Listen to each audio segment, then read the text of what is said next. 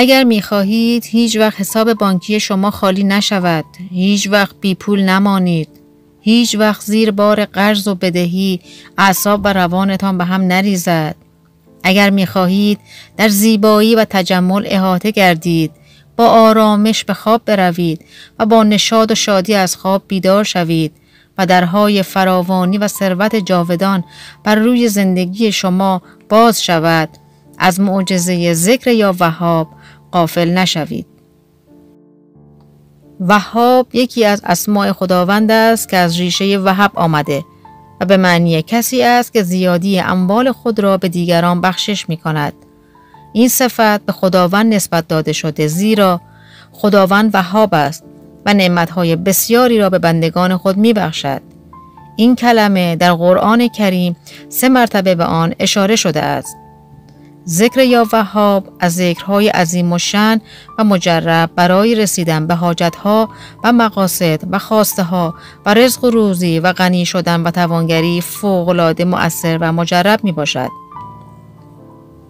اگر شخصی بخواهد غنی شود و روزیش زیاد گردد و حاجات و خواسته هایش برآورده گردد، ذکر یا وهاب بسیار مجرب و مؤثر است.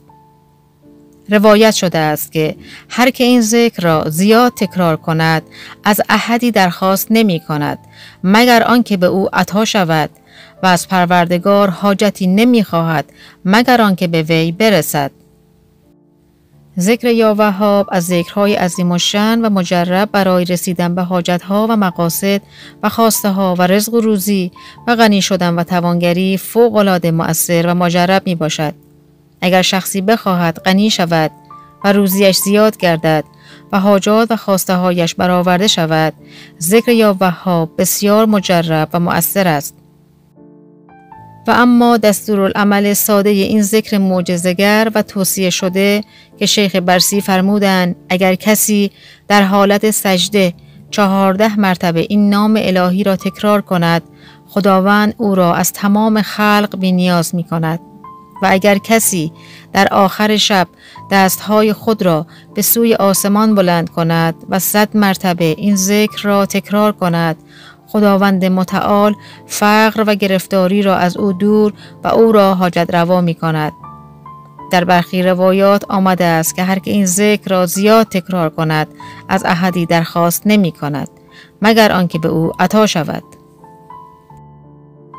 تکرار این ذکر معجزه‌گر با دلی مملو از عشق به صاحب آنها باعث گشایش کارها و دوری فتنه و فقر و تنگ دستی و رسیدن به مراد دل و کامیابی می شود.